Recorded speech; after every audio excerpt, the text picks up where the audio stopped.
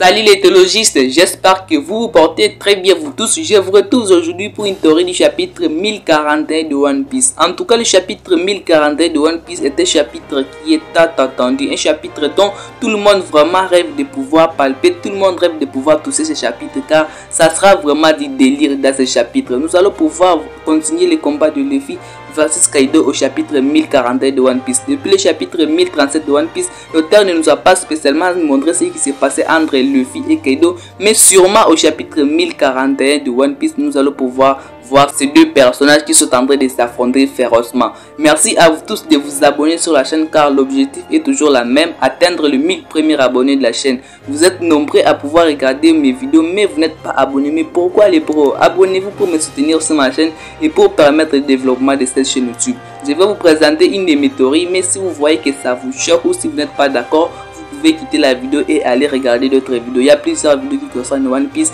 mais je vous dirai de bien vouloir supporter le choc car ce que je vais pouvoir vous dire dans cette vidéo risque de vous choquer. Merci à vous tous et si vous êtes prêts, c'est parti.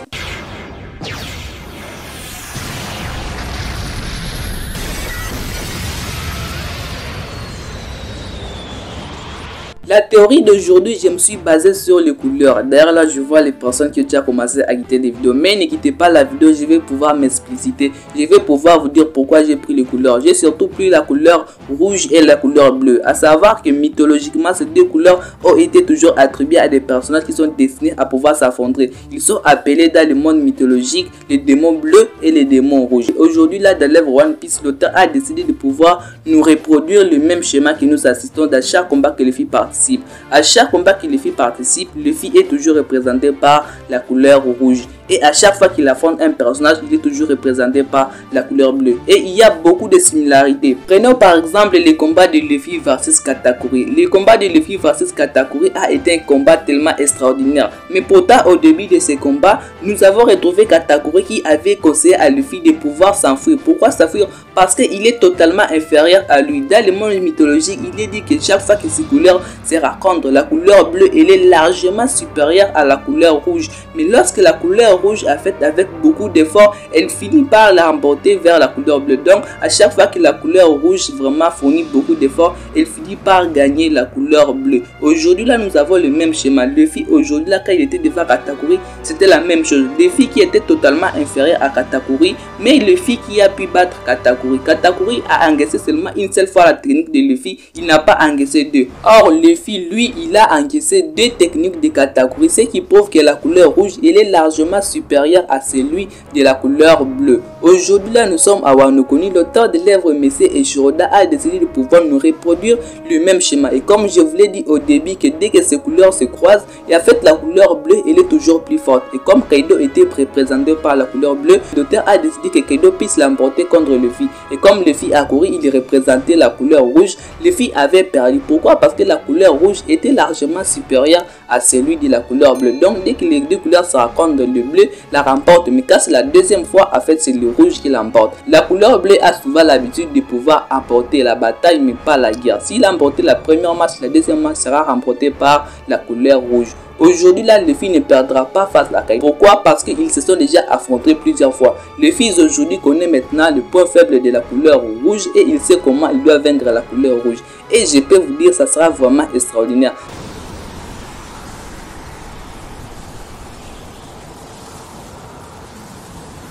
Pour établir cette théorie sur les couleurs, j'ai regardé un autre animé qui appartenait toujours à un japonais. Et je me suis dit, vu que tous ce sont des japonais, pourquoi pas? En plus, après avoir regardé cela, j'ai compris et je me suis dit, mais c'est la même chose. Il n'y a rien vraiment qui montre que ce n'est pas différent, mais c'est la même chose. J'ai surtout pris le manga Kuroko Basket. À savoir que dans ce manga, nous retrouvons aussi les démons bleus et les démons rouges. Ils sont représentés par Kagami et Aomine.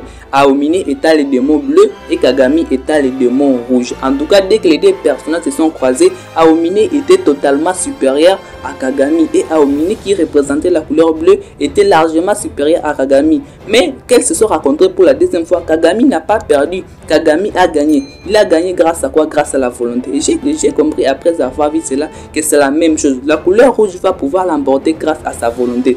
Kagami représenta ici Luffy, Kaido représentant ici Aomine, qui va pouvoir gagner face à Kaido grâce à sa volonté. Il a déjà perdu pour la première fois, c'est largement suffisant, et la deuxième fois c'est la couleur rouge qui va pouvoir l'emporter. Si j'ai pu faire cette théorie, c'est après avoir regardé ce manga. Et si vous avez déjà regardé Kuroko Basket, vous allez pouvoir comprendre aujourd'hui ce que l'auteur de l'œuvre Messier et Shiroda est en train de nous tisser aujourd'hui dans son œuvre. C'est extrêmement intéressant, c'est extrêmement beau, vraiment la vie des Japonais. Vraiment, ils font des choses qui sont extrêmement beaux, vraiment des choses dont vous-même, peut-être vous pouvez ignorer et que vous pouvez passer anodin, mais ce n'est pas totalement anodin. Intéressez-vous peut-être à la vie des Japonais, vous allez voir que c'est extrêmement intéressant. C'est tout ce que je voulais vous présenter dans cette vidéo comme théorie. En tout cas, si vous avez des idées, si vous avez quelque chose à me dire, ou soit si vous n'êtes pas d'accord avec mon idée, vous pouvez me le dire à zone commentaire, mais tant que cela se fait dans un grand respect.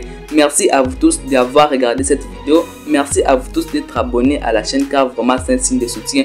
Prenez extrêmement soin de votre futur et de vos proches, les bros, car c'est le plus important, les bros. Peace, les bros.